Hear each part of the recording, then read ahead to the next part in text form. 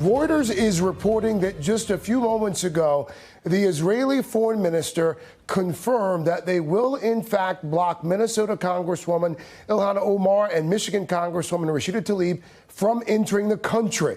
President Trump tweeted within the last hour urging Israel to bar them. The president writing in part, it would show great weakness if Israel allowed Representative Omar and Representative Tlaib to visit. They hate Israel and all Jewish people, and there's nothing that can be said or done to change their minds. Minnesota and Michigan will have a hard time putting them back in office. They are a disgrace. Again, that tweet coming from the President of the United States. I'm joined now by White House correspondent Kristen Welker. She's traveling with the president. She's in Berkeley Heights, New Jersey. It's near Bedminster, where the president's vacationing. Kristen, what's this all about? Craig, this is an escalation, essentially, of the ongoing feud between President Trump and these congresswomen. Now, first, a little bit of a fact check. Neither has ever said that they hate Israel or the Israeli people. They have been critical of the Israeli government. They recently voted, in essence, in favor of a boycott of the Israeli state over its treatment of Palestinians. And they have made some controversial comments about Israelis, Omar having to walk back some of those comments. But, Craig, look, this comes against a broader backdrop here. The fact that you have President Trump, who has attacked them, along with two other freshman congressmen on Twitter, essentially calling them socialists, calling for them to go back to their countries. You'll remember that. That, of course, sparked that chant during one of his rallies, "Send her back," which prompted fury and outrage from members of his own party, quite frankly, as well as Democrats. So this is one more escalation in that ongoing, very bitter back and forth between the president and these freshman congresswomen. Now, it's important to point out, Craig, as it relates to this visit to Israel, this is significant because you did have calls from lawmakers on both sides of the aisle, including Kevin McCarthy, who said that anyone should be allowed to visit Israel. So this goes against what Republican lawmakers and Republican leadership has said they want to see. So we'll have to see where this goes throughout the day, and we await, of course, response from the two lawmakers. But this giving the president yet another opening and opportunity to escalate this feud with these congresswomen. He sees this, Craig, as a way to energize his base. He departs for New Hampshire a little bit later on today, so reporters will have a chance to ask him about this.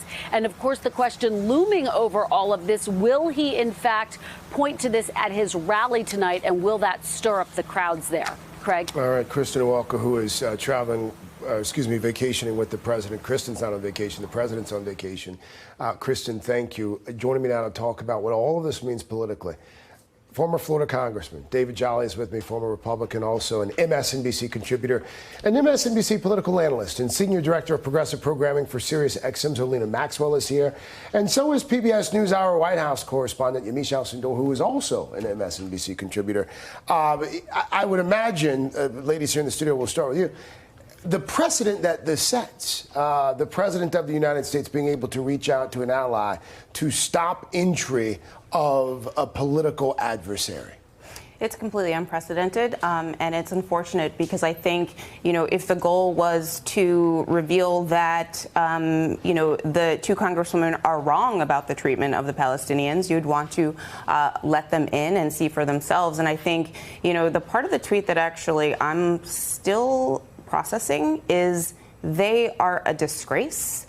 Because we're in a moment where the president of the United States is calling two elected members of Congress a disgrace, two who are receiving an inordinate amount of death threats and threats to their lives and their safety. And I think that this continued escalation of framing two elected women of Congress as a disgrace, as somehow not fully representative of their constituents, is a dangerous precedent, in addition to the fact that this is an unprecedented move in terms of allowing them into the West Bank to see for themselves what's going on. I mean, this is an incredible escalation of the president really targeting these women of color. The idea that he can use the power of the presidency to bar these women from the party that most American Jews vote for, by the way. Democrats have the majority of Jewish votes in this country, but the idea that he can use his personal vendetta against them to get them blocked from a country. Also, Benjamin Netanyahu is running for re-election. So he's not trying to appear weak. So there's some domestic politics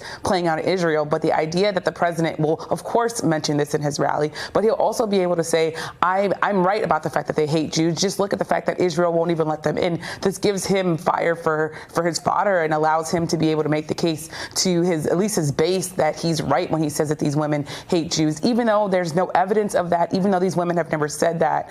It's just an incredible move by the president. Hey there, I'm Chris Hayes from MSNBC. Thanks for watching MSNBC on YouTube. If you want to keep up to date with the videos we're putting out, you can click subscribe just below me or click over on this list to see lots of other great videos.